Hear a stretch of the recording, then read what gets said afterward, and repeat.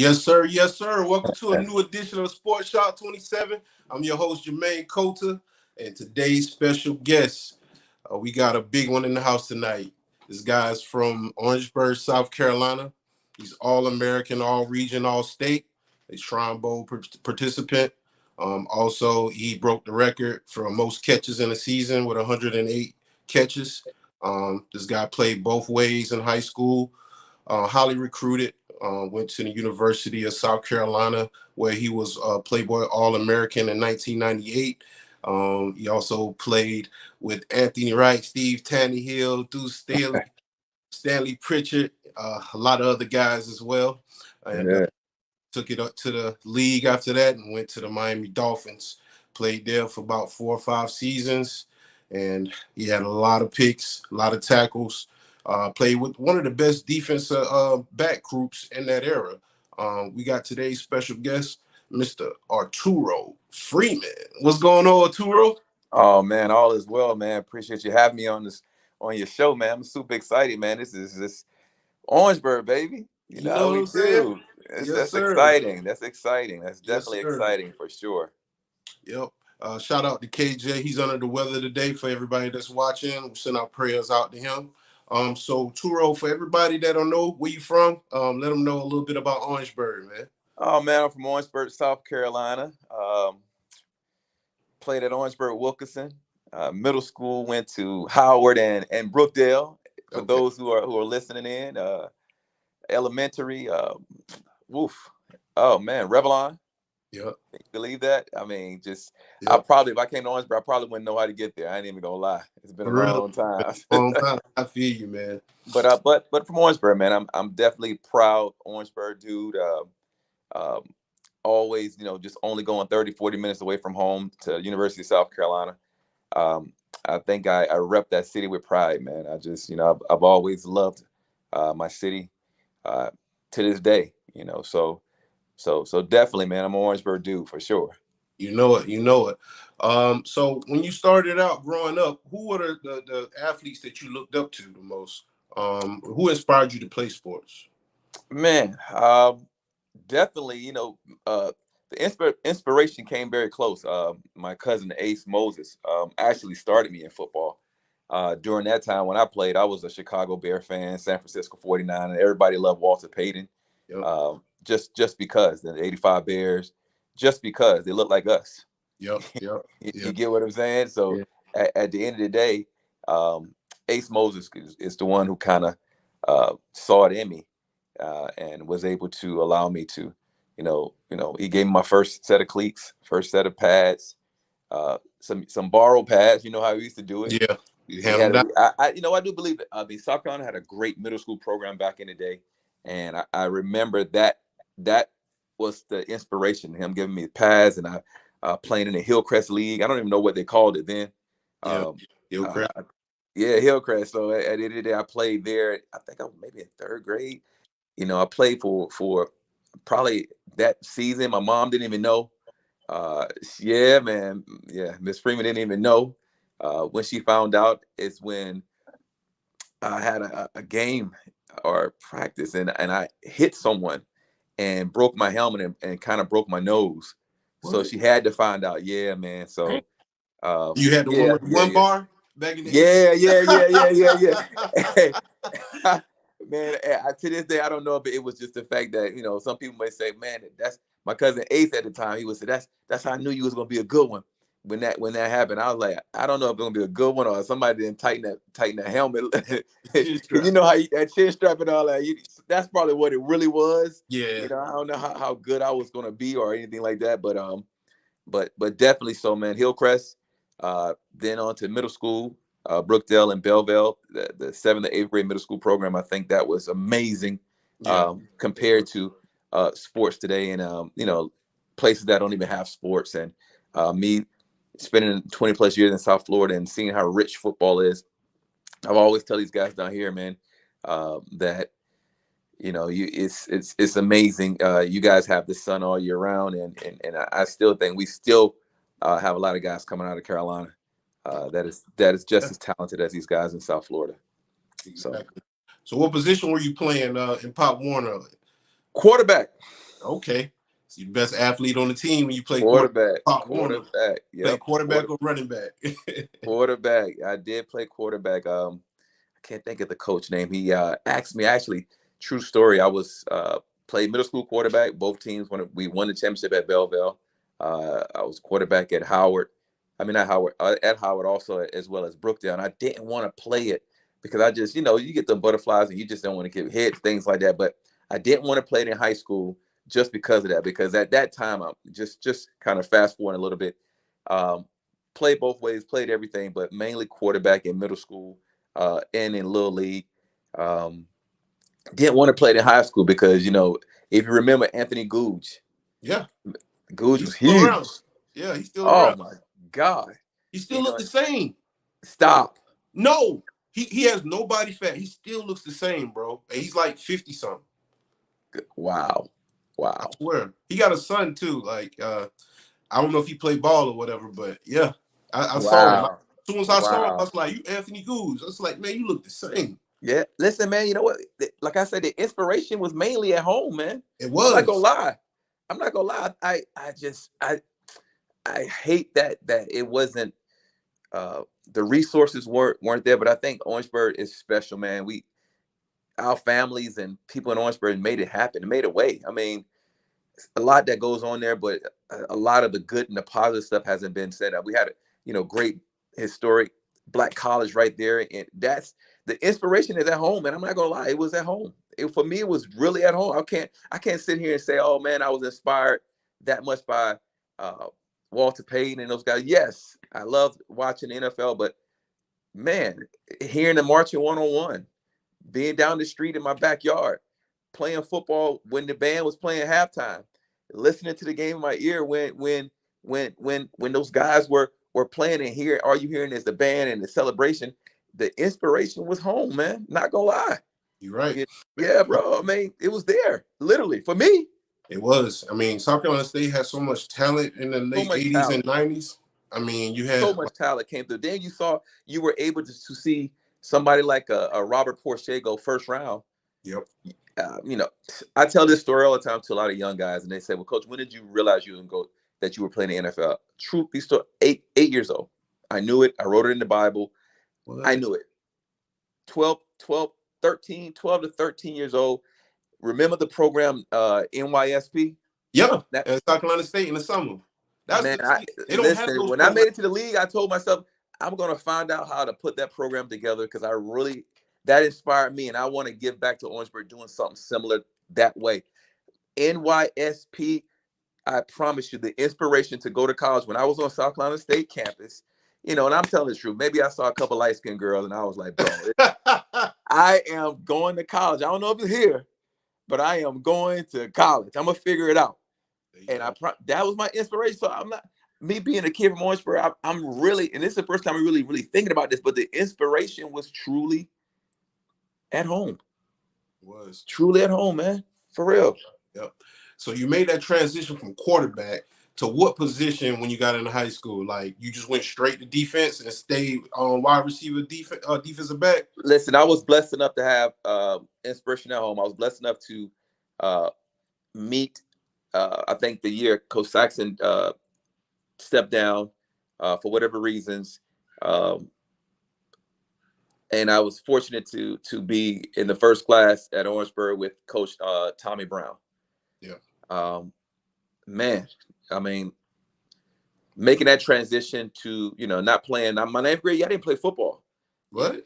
I didn't play. Right. I didn't play football because you know what? I was sitting there like, maybe I was nervous. Maybe I was, I don't know. I should have, but I was like, man. But you know what? It was crazy because the football team was good in the freaking band. I went in the band. Oh, you was in the band? I went in the band. Yeah. I was wow. I'm telling all my goodies so that I'm sure guys that want to play football like, man, you was in the band. Yes, I was in the band. But the band was loaded. It was. The band was loaded. Like South Carolina State and Orangeburg Wilkinson was on top at that time. Listen, being in the band, sitting in the stands, cringing inside because I wanted to be on the field. Mm. And I realized that I was making decisions based off of my eyes and not really from my heart. And those days, and that's what kind of triggered to say, okay, you got to go play sports. You know, my family's a family of sports. My mom, um, sports, coach sports, played sports. My dad's great support. He never really played sports, but it didn't really matter to him. He's going to support you 100%. You know how Mr. Freeman, and that's just him. Yep. It don't Yep. matter. It don't Yep. matter. So yeah, it don't matter. Like he played. You know what I'm saying? Yep. So other than that, transitioning, Coach Brown, his background was defensive back. I was very intrigued because I always said um, I just wanted the ball. Any type of way I had to get the ball, and me playing defense allowed me to stay on the field the whole time. Me playing offense allowed me to stay on the field. So with those opportunities, I just played athlete, punt return, kick return, all those things. So I transitioned with Coach Brown. Um, fell in love with just having the ball, man. To be honest with you, Yep. really, really, really did. Just wanted the ball. OW being as rich in football as it was, so I played my sophomore year. Um, End up competing with Nathaniel Pitts and those guys, and uh, great relationships with David Ray, Eddie Shule, and those guys. We it just took off, man. I mean, it was our life. It's Coach Brown really built a culture of understanding how to work harder, and he made it easy for us. Not knowing that we were working that hard I because know. he built the culture to where then you didn't mind doing 7-on-7. And he was probably one of the first originators to put 7-on-7 in the Carolinas in high school like that. Um, Yep. so transition into high school, meeting Coach Brown, uh, moving from quarterback to receiver, defensive back, just feeling my way through, asking a million questions, learning by watching TV, learning from him, trusting every word that came out of his mouth. If he, like I tell Coach Brown, even if it wasn't true, I was believing it. I was sold out. Like I told you, 8 years old, I felt that I knew what I wanted. I knew that it would happen. Mm-hmm. Uh, just had to go through that process. So make the transition to high school. Um, 10th grade, I play. End up getting hurt in the middle of the season. Broke my leg, broke my fibula actually. Man. So didn't get to finish the season. End up starting at receiver and DB as a sophomore. Uh, that happens. You know what? That's one little hurdle. But my life has always been a little hurdle. Then it's been a takeoff after that. After that, came back, had a good junior year. The most thing that stood out for me in my junior year was Nathaniel Pitts. He just took off. I think he had 12, 14 touchdowns off of kick returns, all kind of. He was just a magnet, and I was like, man, he take my shine. Yeah. So I had to just take it up a notch. In Okay. my head, I had to take it up a notch.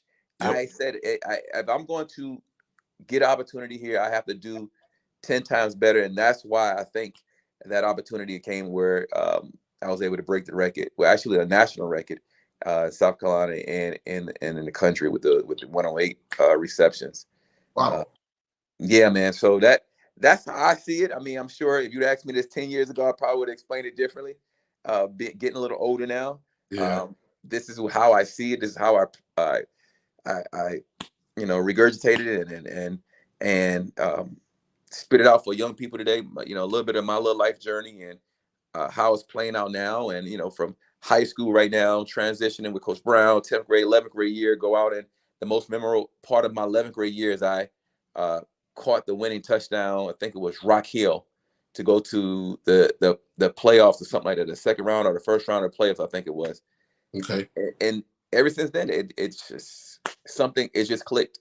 Okay. I'm a believer of things just clicking when you just make a decision, be consistent with your decision to play the sport, following through, going through the process, um, using things to create more faith, uh, Mm-hmm. which was making those catches, making those big time plays, and from there, great experiences going to Ballin, Deuce Staley, meeting guys in high school, and just all those experiences shaped and kind of set my senior year on fire. Okay. It just went on fire after that. It went on fire. It just went on fire. Had opportunity, made a lot of interceptions, played well in defense. Recruiting went crazy. Back then, recruiting was different. We would get a lot of letters, you know, uh, and I promise you, getting letters from Oklahoma and Nebraska, and I'm from Orangeburg, South Carolina, I-26. Where the furthest you've been is when in New York, but you by driving and you was asleep the whole time there. Yeah. I mean, I didn't know where Nebraska was on the map, where Oklahoma was on the map. You know, I remember, and I ran into him a couple of years ago. Forgot he coached at Notre Dame. He Coach Chavis. He recruited me at Tennessee, I think, at the time, and Clemson, North Carolina State, South Carolina, Florida State. Coach Scott was recruiting me there. Just man, it was actually amazing getting all those letters and going through that whole recruiting process and you know, those accolades and just staying the course. You know, not stressing so much about academics because my mom is and my father are the educators, so those things had to be in line. But you know, just jumping into education, a lot of people don't know. Fast forward, I have this great year. Hold on one second. Pause me right quick. Okay.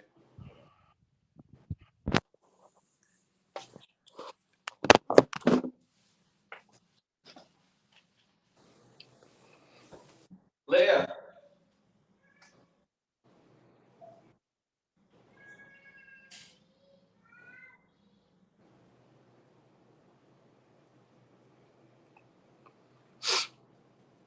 For everybody that's watching, make sure you subscribe to our YouTube channel.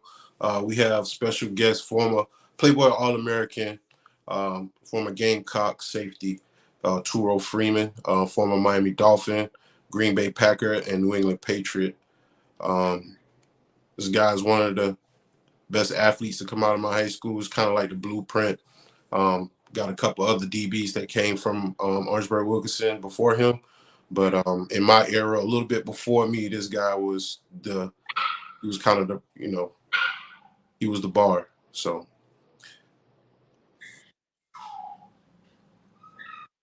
make sure your guys follow us on Facebook, Instagram, Spotify, Deezer, and also on other streaming services.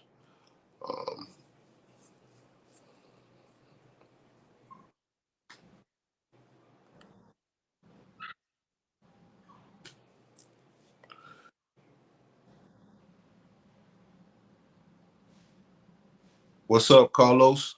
I appreciate you tuning in, man. Carlos said, I was there to see this man play in high school every Friday night. It was definitely one of the greatest to ever come out of W. You got that right.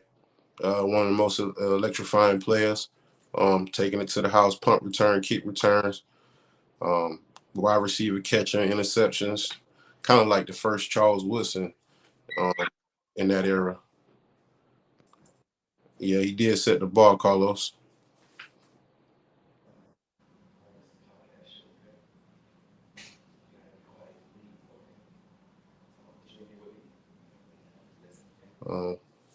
Dude.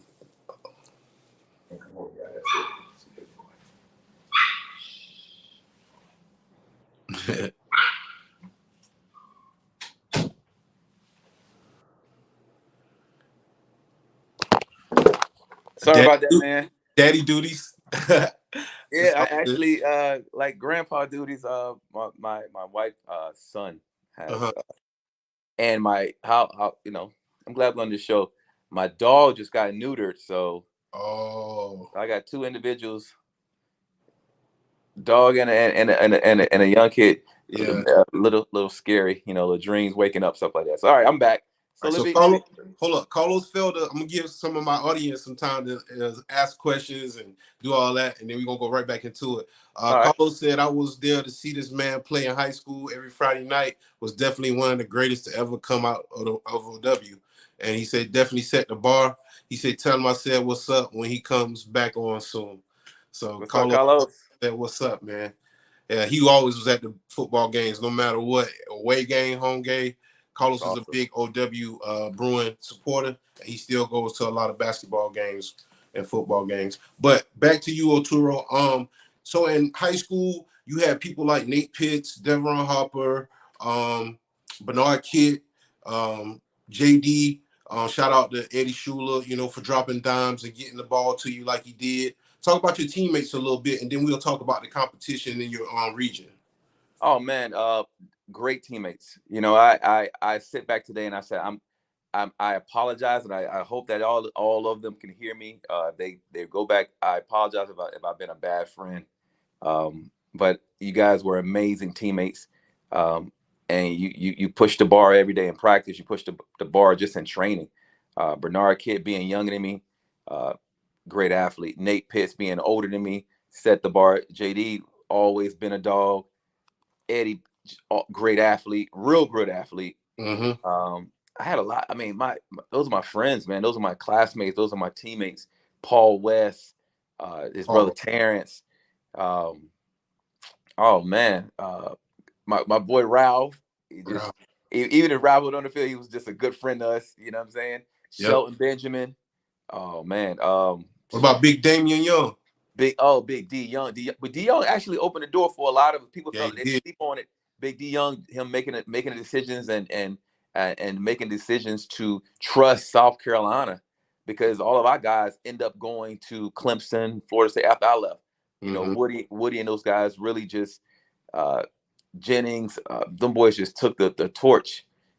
Alex, AB, I mean, they just took the torch and just lit it on fire.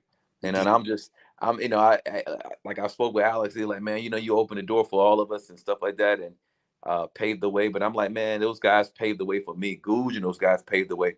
Whether they didn't get a chance to go to higher heights, they paved the way. Derek Thomas, they paved the way. Maurice, they paved the way. So let me explain paved the way means. They might not sign the scholarship, but the recruits were coming to the school, and we were on the map because of those guys. That's what he means by that. Go ahead. Paved the way. I mean, whereas in the talent level, like I said, I didn't play in 9th grade, and it's a reason why, because those boys were grown men, and I tell guys all the time, and like, man, y'all tripping. Y'all don't understand that the athletes that have come out of Orangeburg and played both ways, high school, play football and basketball. If Maurice doesn't get hurt, I mean, he lit it up on Friday night. He don't get hurt, what we talking about? You know what I'm saying? You got guys like that have had Derek Thomas. Come on, man. I mean, and I'm saying names that people may not know.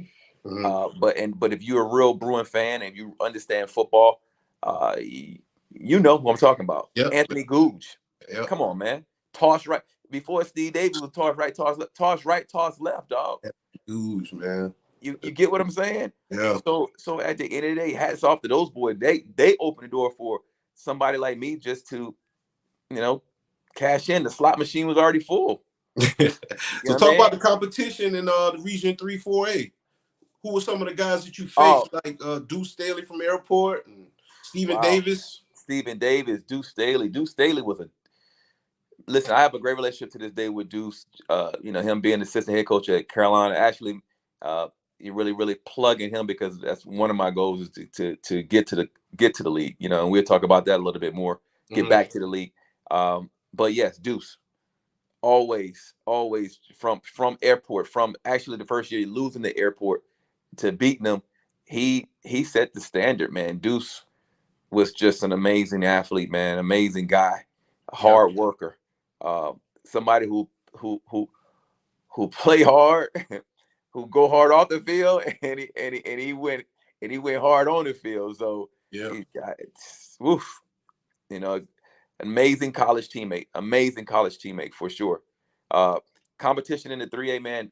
Lee Smith, just the normal basic teams that we played, from the Goose Creek to, I mean, just Airport.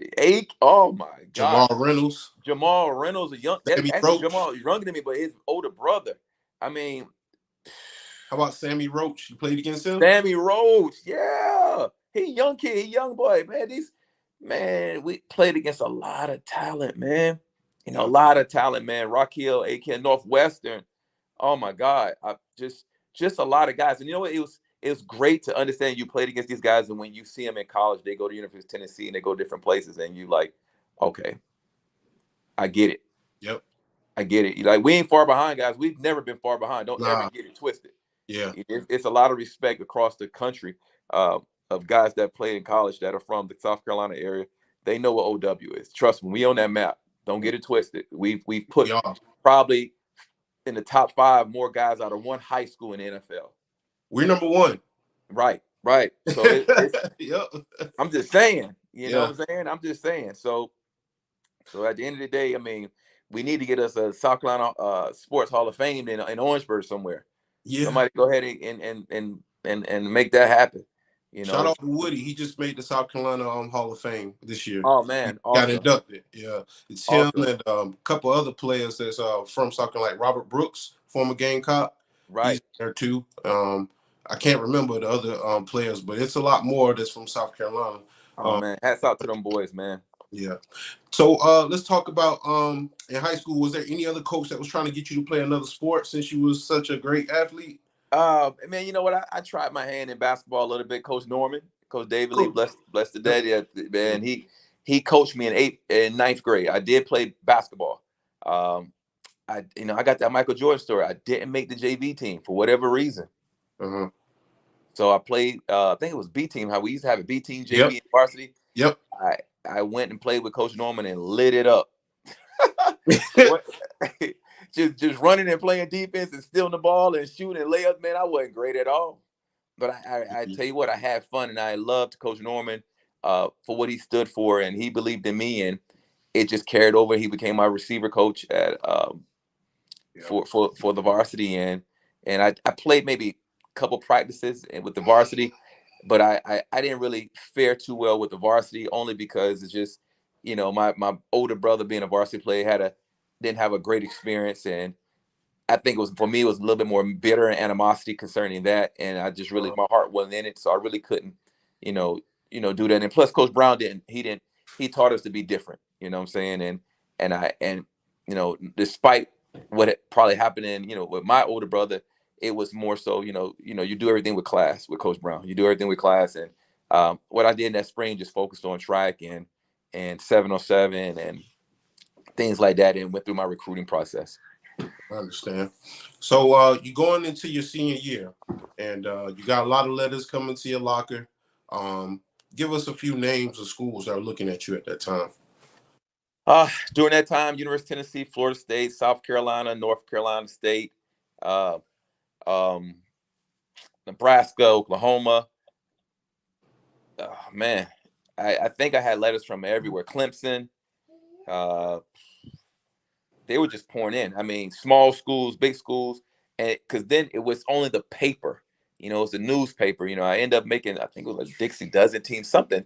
It wasn't as big how now when you find out everywhere and you just, you know, Mm-hmm.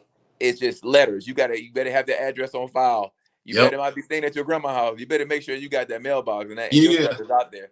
Really? But Coach Brown did a good job of going to bat for us. So recruiting was going good, and the biggest thing in South Carolina is the Shrine Bowl, Yep. and the North and South. Let me give you some true facts now. I was almost slighted with the Shrine Bowl. Either breaking the record. I mean, Coach Brown literally, I thought he was going to kill somebody. I think I remember that. That was my 8th grade or the 7th grade year, and Craig was like on a B team or A team in middle school. He was talking about that. Yeah, man. Hats off. It was, Coach Brown and Miss Brown. I mean, they listen. I mean, for what is right, Coach Brown went 100,000 miles for me. And to this day, I owe him a lot. Him, uh, Miss, I can't think of her name right now. I'm sorry, but Coach Brown, he went to bat.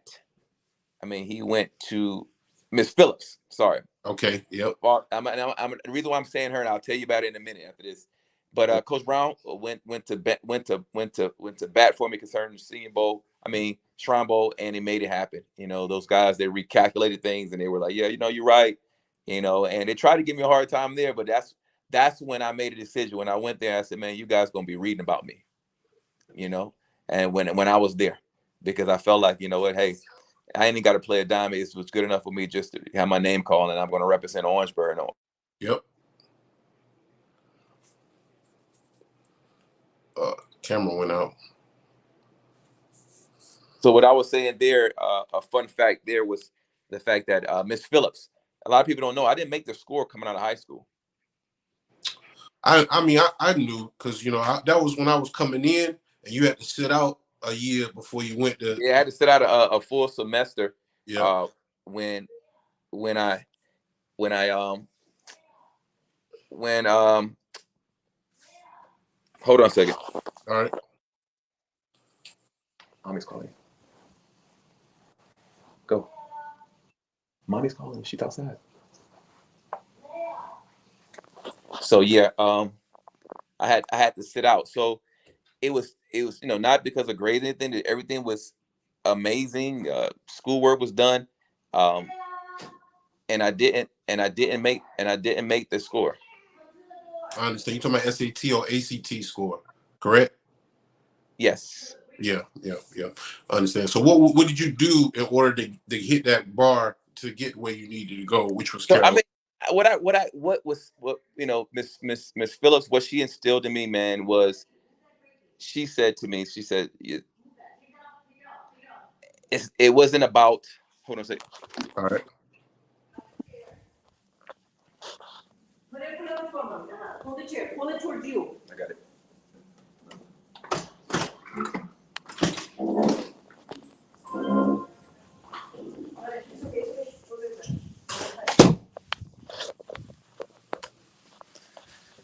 Sorry, guys. It's okay. So what it was, the fact that she explained to me, she was like, listen, sometimes it's fear of taking tests, anxiety, not understanding. Um, you think you got it on. I took it the last time. I took it one time. I didn't take it more than once because I just knew, like, okay, I'm gonna knock this out the park. You know, my grades are good in high school. You know, I'm consistent. I'm doing my homework. I'm learning. And I think I wasn't focused enough. You know, the same way my work ethic for football. I for that situation, I didn't allow myself to go through that process. I You understand. know, the same way I did the process with football. And when that time when I was crushed, I was hurt. You know, I was working in Piggly Wiggly with my sister, and once again another stumbling block, another little stumbling block. 10th grade, I had one, and things, like I said before, just took off. You Yeah. know, now here I am. I'm embarrassed. It's pride. I'm supposed to be representing Orangeburg, and I'm on a magazine while I'm sweeping up, looking at myself because these things are printed before guys get there. Mm-hmm. So I sit out a semester, but you know what? God didn't fail me. Um, when it came around, I took the test. I knocked it out the park. I think I scored 1,000 on it at that time. When before you only had to score 700. How bad is that? That Yeah. sounds sucky, right? Sucky. But that fear was gone. Miss Phillips, I'm grateful for her taking the time, allowing me to come to her office at Claflin University, and her just tutoring me on test taking, and being under pressure, and just focusing. Those football lessons were brought to the table with her, and it the same process was with studying and and regurgitating what and understanding and memorizing and learning and all those things, man. It was the same. That was my world. So I was able to put football to the side, allow myself to focus, and make things right. So during that time, I was able to pass it, and I went to school in the spring. And having a adversity situation, man, God is so faithful to me. I'm going through the story pretty fast, so I don't want to I want to get some No. questions and wrap a little bit more with you. Yep.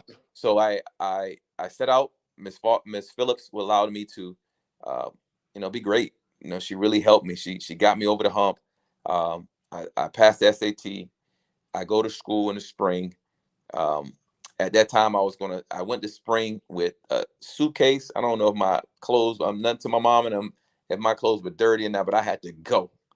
$10 in my pocket, a chest stand. My mom was working. My uncle took me to school. He helped me fill out all these loans and everything. My mom was probably like, oh, I can't afford to even, what are we doing? I did it. Like I said, God is faithful, man. Literally in the ninth hour, I remember the AD walking into the room and said they had just got, that's why I think emails had just started. Actually got a fax because it wasn't even emails just yet. Hey. They got a fax from NCAA said that any student that makes the score mid-year could be on full scholarship. So I was the first kid in NCAA history to start that January going to school early spring semester. What? Yeah, dog. That's crazy. That's crazy, man. Look at God, That's man. legendary, man. Yeah, man. I don't know how much, but legendary, but yeah, I mean, you know yeah, you're a legend, man. yeah, You man. knew you was a legend in high school, but Yeah, let me man. ask So, man, but you know what? It was what's for you is for you, and you. and and Right, if it's on a horse, it's on a horse. You know what I'm saying? So right. that $10 in my pocket, chest to stand, call my mom and she couldn't believe it. Cancel those student loans right Perfect. away, Out right of debt. away. Perfect. Went on scholarship January. Now back to like you said, I had to make another decision. The same way when I came in from how things play themselves out, just in different roles. Had to make a decision transitioning because I played defensive back really well. Got recruited from different places, but everybody started knowing only about that offense. Yeah. Brad Scott recruited me, and really more so offense. With the option of, hey man, we was talking about can I play both ways, and just they lie to you because you go to college, ain't nobody really playing both ways, just like less prime, or it just has not because you can't, it just it's taxing on the body, Yeah. So get there. I remember like it was yesterday. I was just eager to play. I was just ready to go.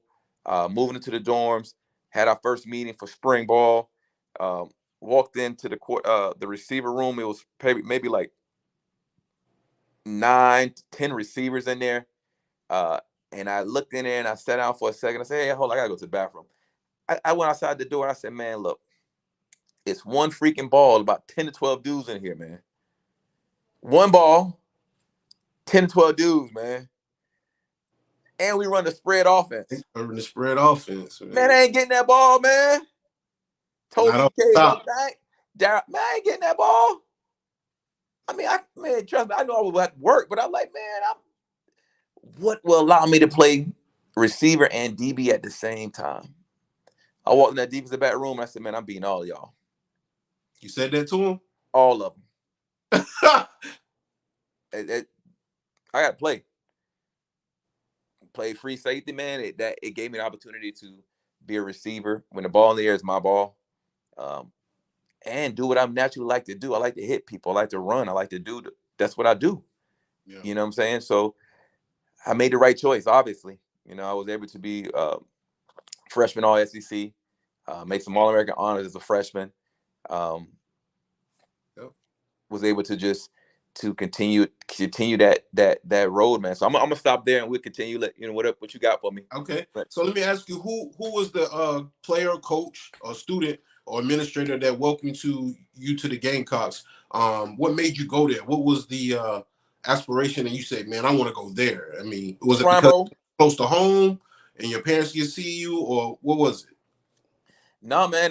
Most of my commitment was at that time was trying to go to Tennessee because Okay. everybody was going there, and Yeah. Trimbo guys. And me being at the Trimbo, I met Anthony Wright. Okay. Knew Zola because Coach Jackson ended up leaving OW and coaching at Burke, and had those guys. So Zola was there. Um, Anthony Wright. A lot of guys on the team said, "Man, we got to do something different. We the best. We the best in the state. We got to do something different." Yep. So at that moment, I was like, "Do something different. Nigga, I want y'all to win a championship. I'm going to Tennessee or Florida State. Bye, man." But once again, being a country boy, I'm like, man, I'm just being bamboozled. I'm up here. Y'all ain't want me here anyway. And I'm up here locking arms with y'all boys, talking about we going to Carolina.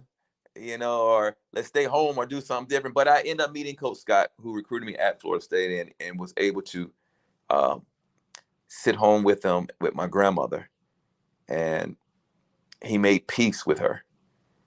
And it was something about what she said to me, and she said, he's going to take care of you. And that meant the world to me. So to me, I felt like, 8 years old, I said, I'm going to the NFL. So it didn't really matter where I go. I just needed to be in the right hands, in the right arms. And, obviously it was the right place for me, even through the ups and downs of getting hurt in my last year there. So it was perfect timing for me just to be in a place where I was loved. I was wanted. Grateful that I didn't have to experience none of that stuff that a lot of kids do experience that I see today. So that was it. What you got for me? So I keep on going. So I keep Carlos, talking. yeah, it's all good. Carlos said that's that humbleness. I'm him. Come on, Turo. You a legend, my guy. That was his comment. So let me ask you this. Talk about the competition in SEC at the time. I mean, you had the best. As in probably the history of SEC. Maul Lewis, T. Martin. Bro, I play. You look at my Playboy All-America team. That says it. That says it all. We got 3 Heisman Trophy winners on there. You got Ricky Williams. You got Ron Dane on there. Yep. Peter Warwick. You got 3 Heisman Trophy winners on there. Like you.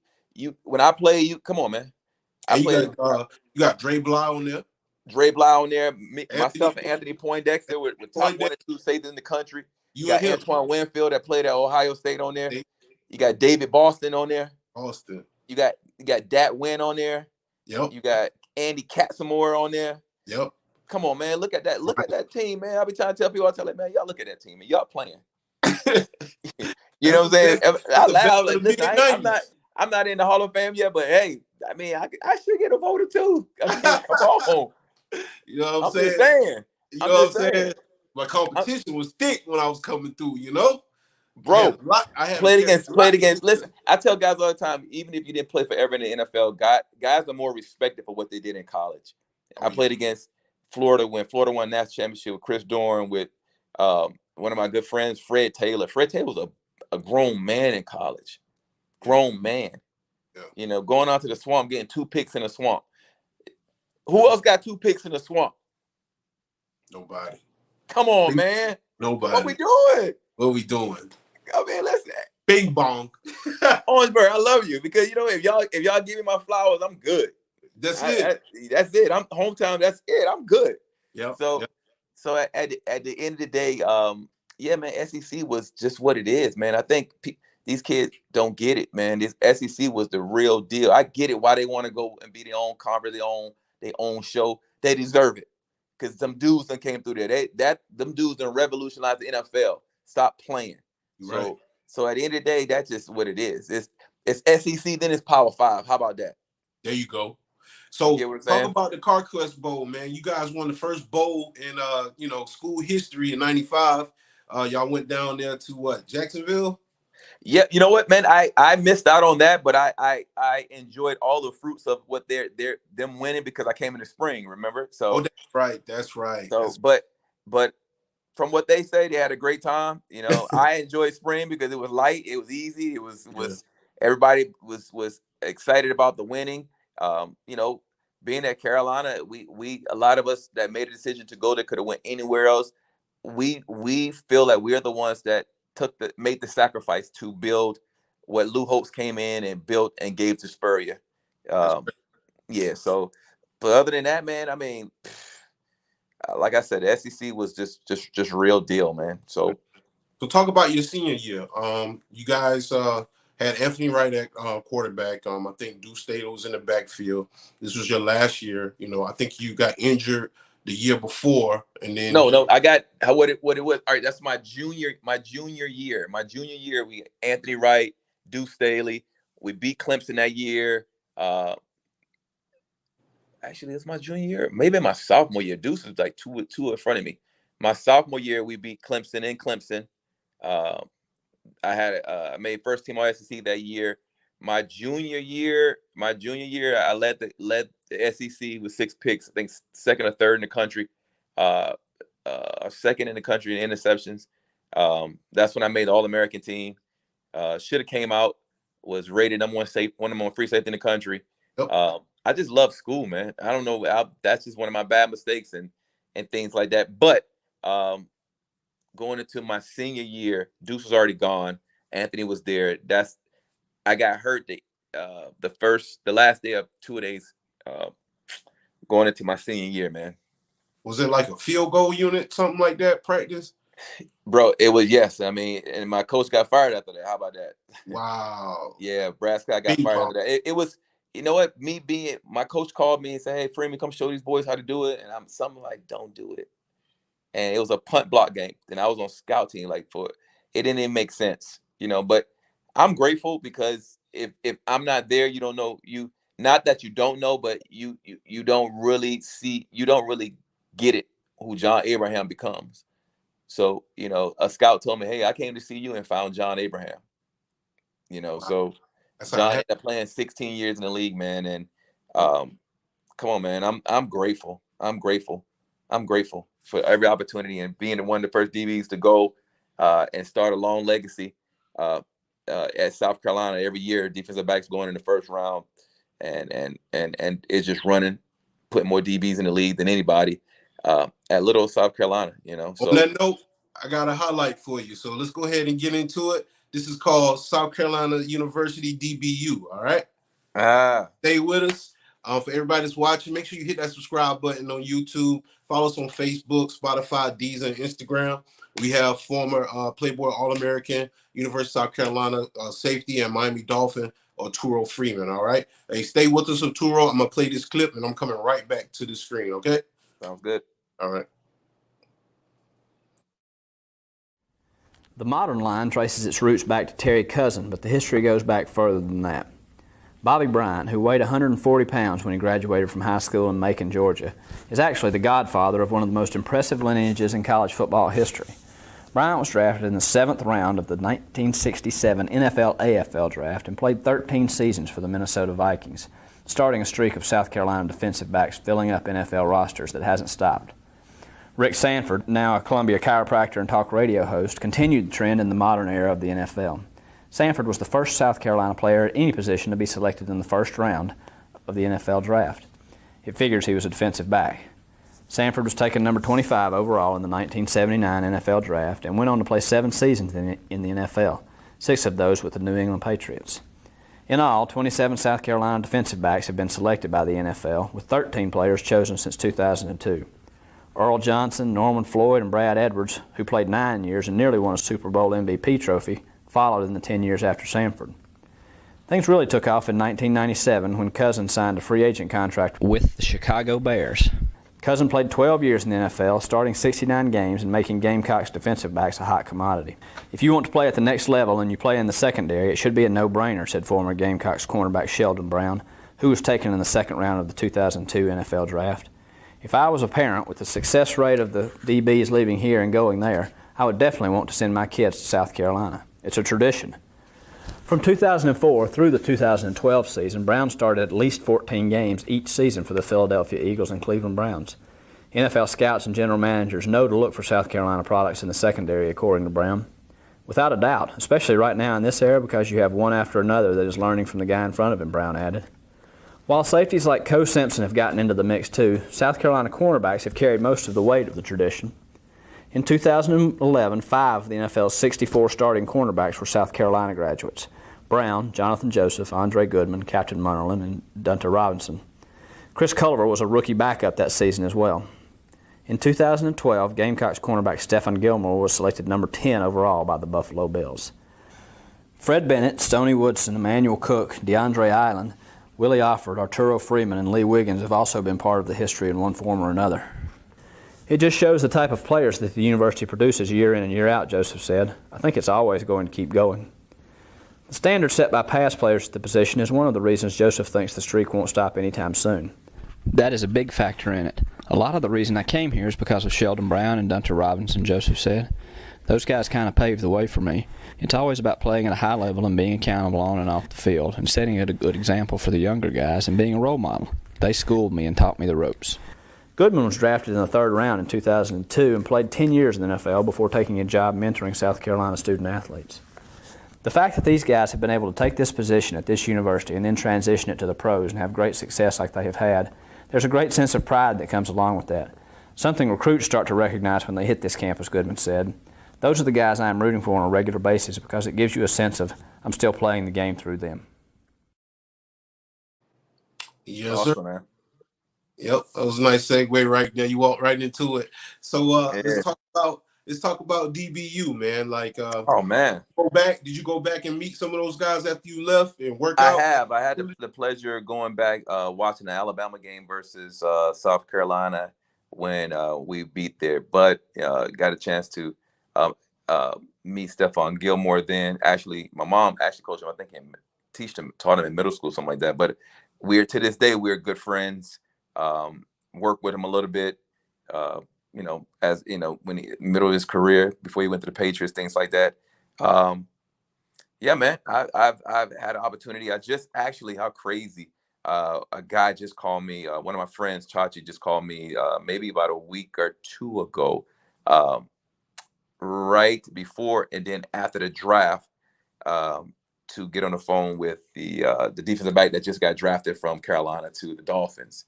Okay. I think it's Cam. So I was able to talk to him, man. Yeah, so I was able to talk with him and told him, hey, if they need, man, while he in Miami, I'm here. When I'm back and forth, from North Carolina working and things like that. But definitely legacy, man. Definitely pipeline. Definitely like the gentleman said on that video. It's just been amazing, man, and I'm just happy, man.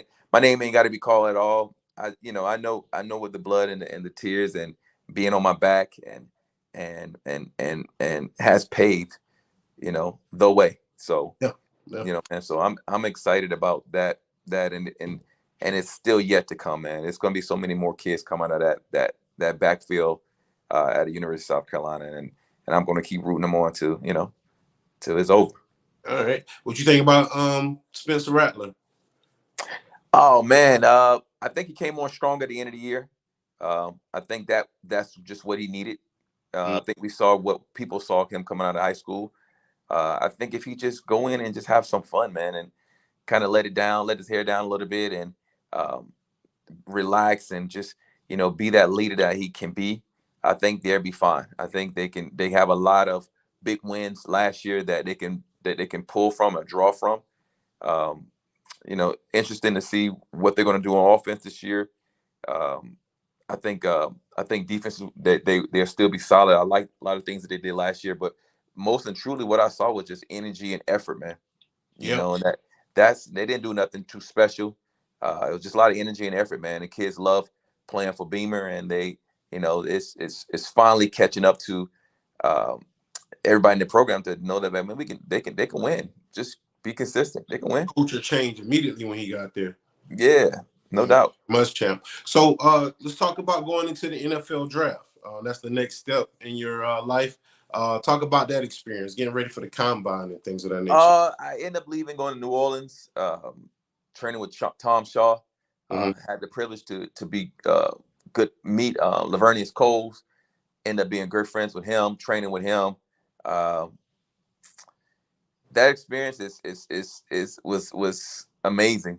The ups and downs, the pressure, not understanding, I signed with a local guy that was from actually our hometown, and went through the process with him. Maybe a little bit of things that I probably would have did a little different. But when you don't know, you don't know.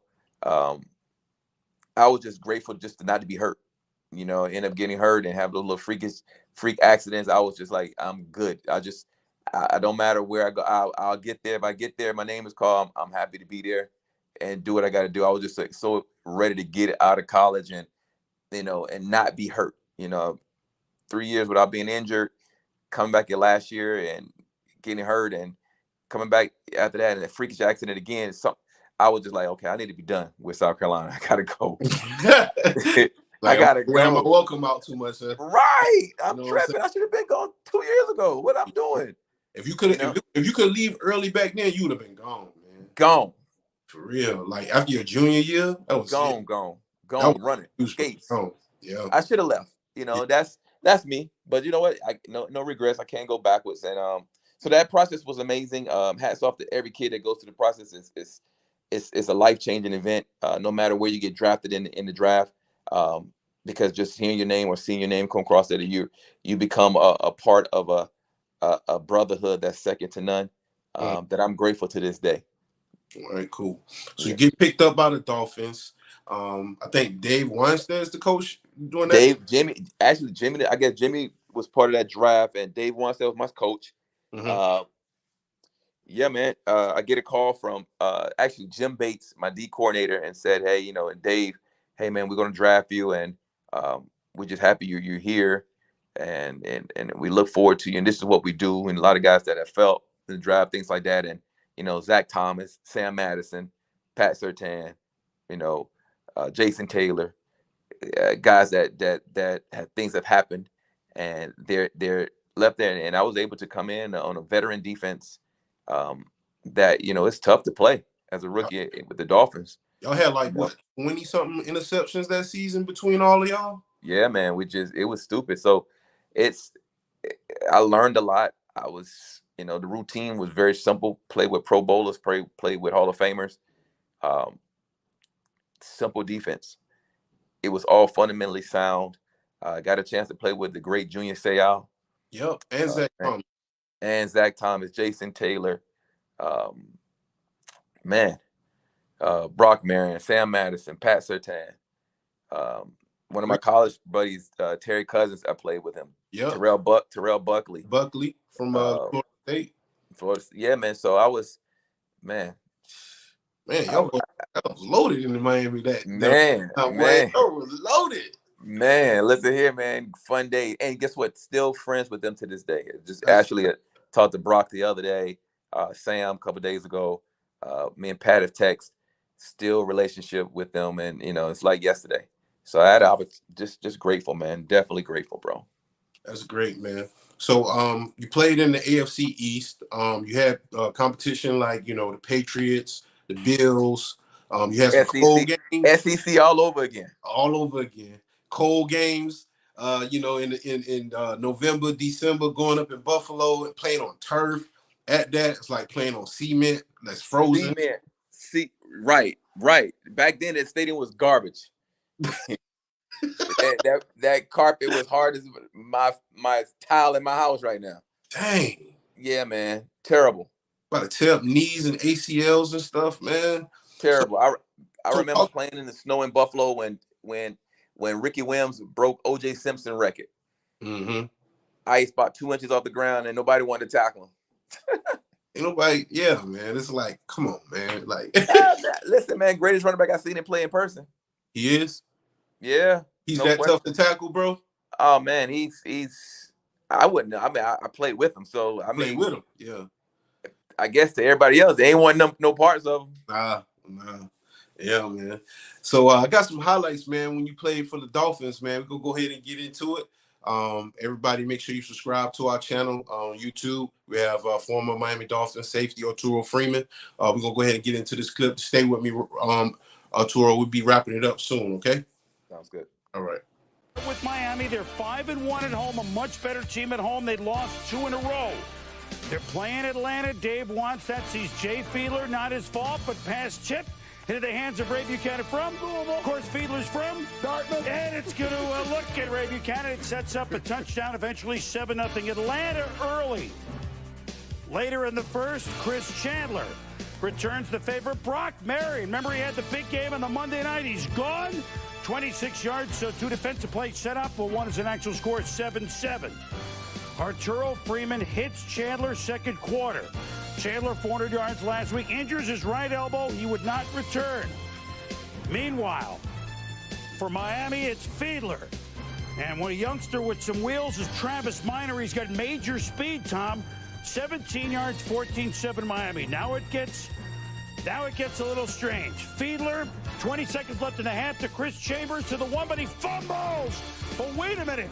The officials rule what? This is in the last 20 seconds of the game. They don't rule that it's a fumble. They rule that he was down by contact, but you clearly see on the replay the ball was out, and there is Coach Reeves asking for a replay. Well, he can't get it because the last 2 minutes, it's the officials. They should have reviewed it. They didn't, and wouldn't you know, the next play's a Miami touchdown. Field it against it, 21-7. Now second half. Michael Vick to Bob's sister Christian for an apparent touchdown. Reeves challenges, but what? Well, this one was not overruled. This was ruled incomplete initially. They didn't see conclusive evidence to change that call. And upset again. Well, but that one they at least reviewed out for his challenge, and wouldn't you know it, 4th and goal. Zach Thomas stops Maurice Smith, and the Dolphins defense preserves a 21-7 lead. You want to see the athleticism of Michael Vick. Watch him avoid guys, and then look. Yeah, and I never ran 4-1 and didn't know anyone who ran 4-1, but that's what it looks like right there. Unbelievable 22-yard pickup. Same drive on a second down. But Michael Vick is like, he's like an untamed colt.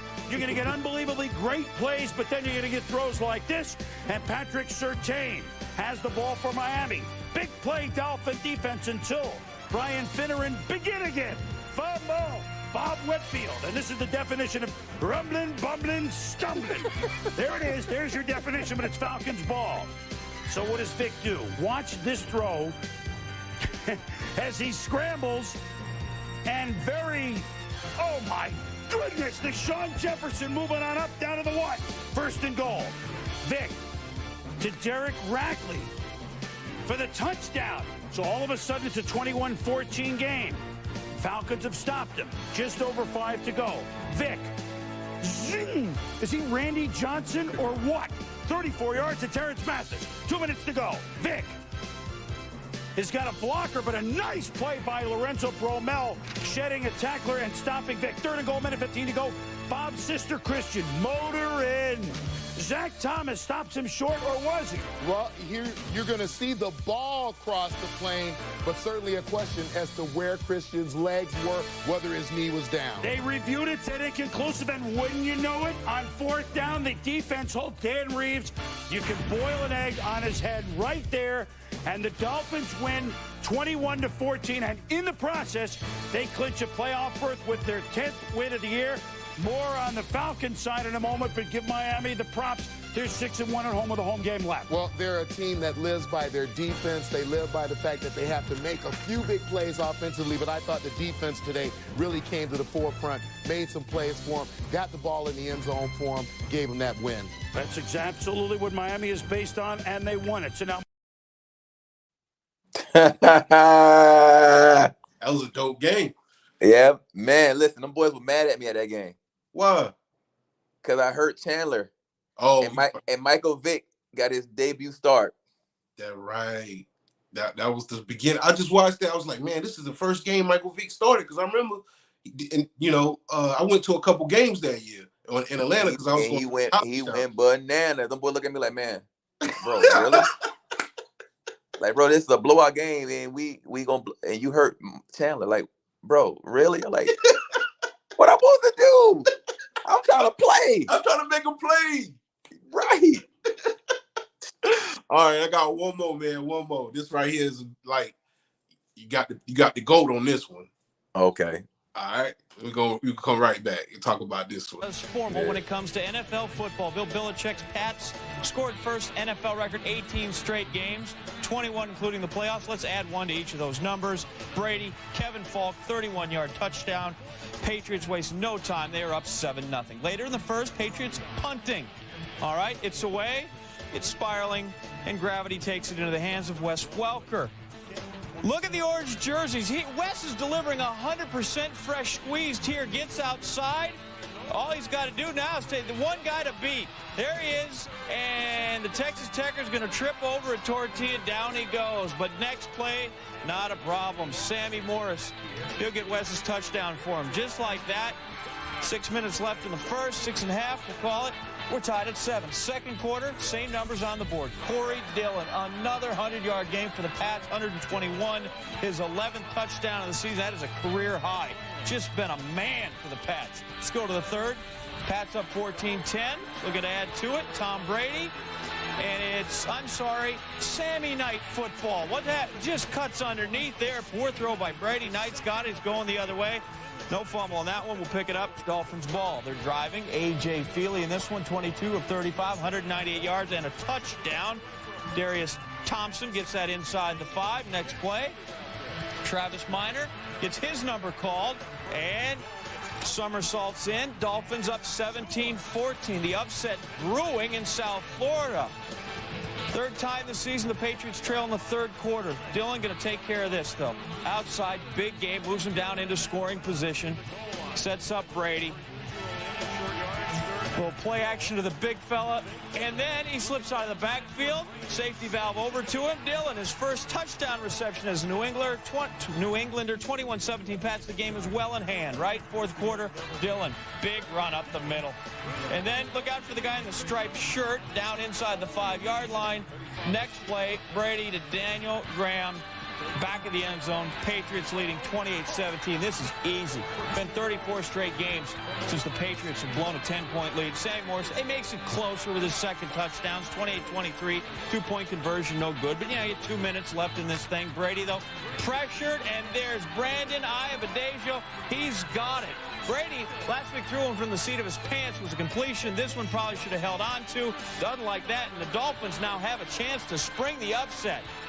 Feely got one-on-one with who? Troy Brown, the wide receiver. Yeah, go to your man Thompson. He's got it. Dolphins up 29-28. Unbelievable. Last chance for New England. Brady. Would you believe it? The last 2 throws in this game for him picked off. Arturo Freeman, Brady's 4th INT of the game. Third time he's gone the quartet of Oskies. Dolphins win 29-28. Somebody explain this to us. A little 11-point lead with 4 minutes to go in the game. So, got to give Miami credit. They made the plays at the end that they need to make, and we didn't make them. So that's why they came out on top. I think we didn't do a good job in any of the 3 phases of the game, and we just need to play better.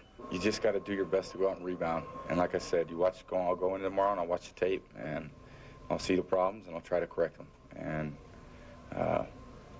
you're not going to win any games throwing 4 interceptions. I know that. I learned that a long time ago. Let's just enjoy this win because it's been a long time coming as far as a big win. We beat San Francisco, and anytime you win on the road, it's a big win. But when you beat the world champions in the state that we're in as far as our football team, man, that's enough to enjoy tonight. 4 picks from Tom, terrific, and that last one had AFC Championship implications hanging on it. Brady says he has trouble with the Miami defense, and this certainly shows he does compared to the Yeah, man, the GOAT. Got one from the GOAT.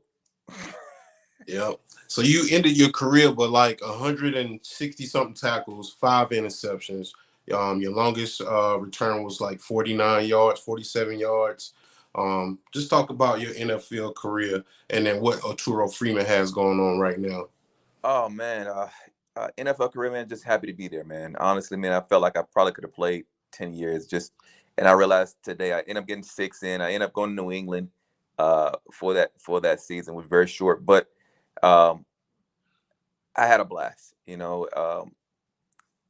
Would change some things, but it's not about that. As the older I get, I'm so grateful, man. I really live gratitude of love.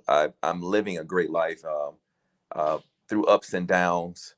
I've learned so much, man, and football on every level. From middle school to high school to college to the NFL, and NFL to life has definitely shaped me, prepared me to continue to live today, to continue to go through the ups and downs of life, to continue to, be shaped in the man and the believer that I am. So, man, I'm living a kingdom life, man. I'm just definitely, inspired to continue being a kingdom man, and it's gratitude, man. Right now I'm currently coaching. I feel that it's ministry. I've learned very fast that, ministry sometimes is not about behind the pulpit. Mm-hmm. It's in daily serving, and coming in whoever you come in contact with daily, man. So with that, I'm just definitely blessed to understand what kingdom means, understand who God is in my life, and who's helped me through every situation, and why he allowed me to play football, because he knew I would go through and what I would go through and where I would be at this time in my life. And now having the opportunity to use the football platform to unlock greatness in young men. So I'm currently at Campbell University, co-defensive coordinator, safeties coach there. Having a blast, man. Yep. You know, looking forward to what's next, and maybe a Power 5, maybe the SEC, or maybe the NFL. Who knows? Yep. At the same time, I'm still put Orangeburg on the map. Yep. So that's Man. it. That's where I'm at, man. All right. So how's the family? How's family? What's what's your meaning of family? Like, how big is family for you, man? Family is everything. And when I say everything, I mean, everything, our existence, and not just the circle, mom and dad, brother and sister, kids, wife, the village, you guys, being able to have a blast from the past, being able to reach back and have this conversation that we have, and that means the world to me, man. I mean, yeah, man. I mean, I ain't too big, I ain't too smart. It ain't about that with me, man. It's just, this is real. This is real. And at the end of the day, this is what life and this is what family is about. To be blessed to be on the platform that God has given you, and be able to talk about my experience, my journey, and don't know who's listening or whatever they hope, because all I gotta do is touch one. That's it, man. And I mean, ain't no stage too big or too little, and I'm just grateful that we got connected, and family to me is everything in the sense of the word, of the guys that I've come in contact with, my classmates, my teammates, my kids that maybe had looked up to me, that's telling me now. I mean, that means the world to me, man, because at the end of the day, I don't want my living to be in vain. I want to be able to live a life pleasing in His sight. I want to be able to take my my shortcomings and use the experience to help someone else. I want to be able to live a true life of a full legacy, and that's showing everybody that come in contact with me the way, to understand the kingdom living. So that's, for me, that's what it is, man. That's what it is. That's true legacy, man. That's what I want to be known for at the end of the day, man. If I put a smile on your face, man, I'm so grateful, bro. I'm definitely grateful, dog, for real. What's your message to the youth before we head out, and then we'll go ahead with the shout outs after that? Oh man, my message to the youth, man, is never give up. The simple cliche of it, you if you fall down, get back up, man. It's just keep going forward, keep moving, keep moving, keep moving, man. In every sense of the word, keep moving, keep moving. Dwayne Amica said, "What's up, Turo? Much respect, Dwayne Amica, our punter." Oh yeah, no doubt. What's up, Dwayne? Yeah. Yeah. Hey, shout out Dwayne Amica. So any shout outs before we head out, like former teammates, friends, family, fans, man, everybody. Teachers. If I played with you, man, much love. Shout out to you. God bless you. Thank you for helping me, because you allowed, your sacrifice and your camaraderie and your, allowed me to get an education, man. No doubt. Allowed me to put food on my table. So I'm man, listen, man, I'm grateful. If I don't remember your name, if I ain't saying everybody, if you fall into that, everybody. If you're from the Berg, I love you. It is what it is. If you're from South Carolina, I love you. You from any city I played in, I'm grateful for you. So shout out to everybody who has had some type of exchange in my life. Shout out to my mom and my daddy. Shout out to Miss Freeman, 8th grade teacher. Shout out to my brothers and sisters who've always had my back and continue to love on me through my experience. Shout out to my wife. Shout out to my kids. Shout out to everybody that's still making me who I am today and still has a big part into this village. So I'm just trying to be a kingdom man. That's it. So this season right here coming at Campbell, who's your biggest competition right now? He coming for you at North Carolina Central. Who? Sid. Man, shut up. Oh Shout man, out to Cedric Williams. yeah, shout out to say that's my boy, man. That's a good dude right there, man. University of North Carolina, man, that's our biggest game. And we're gonna come do what we do. I got a heck of a head coach and Mike Mentor, who's mentoring myself and allowing me to use his platform, man. And I'm just grateful learning how to coach, man. Learning how to coach. That is such a thing, Cool. Learning how to freaking coach, man. Because Right. these young men, man, you got to be very careful. You got to unlock their greatness. You got to lead them, man. It's important what I do. It's very important, man, because that man's off the chain sometimes. See, man, it's hard, man. Whoa! No, Yeah, man. Yeah. Would you recommend anyone to watch this show or any of your former players to come on here? Yeah, man. No doubt. This is the freedom that you allowed me to walking back and forth to when I had a little situation. That was me being raggedy. So guys, that ain't Sports Shop 27. That's Arturo being raggedy and walking in and out the show. That because that's love. I appreciate it. But yes, 100%. Watch Sports Shop 27. Log in, subscribe, follow them. Instagram, Facebook, Twitter. Y'all get behind this young man. He's doing big things. Listen, man, you got a fan. If I have to come back on, we can just need to chop it up, talk about sports. I'm your guy. So I appreciate you having me on this show, man. I'm blessed. I'm blessed by the best, baby. So Sports Shop 27, I appreciate you, man. All right, man. You heard that, KJ. If you watch it, man, you got our big bro on our side, man. I appreciate it. It's almost been about 28, 29 years since the last time we talked. Maybe it was like 14, 15. Just a few words you gave to me, kind of inspired me to stay on track and keep moving. That's really what I learned in life. No matter what happens, you got to keep moving. I appreciate you, man. Appreciate you. I appreciate all the love and support. Shout out to Mom Dukes, Miss Freeman. Thank you for being a good teacher and inspiration in my life as a young kid. And shout out to Craig, and my former teammate. And rest in peace to your sister, man. I love everybody in your family. I've known everybody since 83, 84, man. For real. Yeah, and for Craig real. since Trinity Elementary School, man. Oh, man, y'all spoiled. Yeah. That private school, yeah. Private school kids. Yeah, we started off at Holy Trinity, but they kicked me out and put me in Whitaker. Man, I was just too hyper, man. So, and my parents put me in football. So that's how I ended up playing sports, man. So shout out to you, man. Shout out to the family. For everybody that's watching, you just tuned into another edition of Sports Shop 27.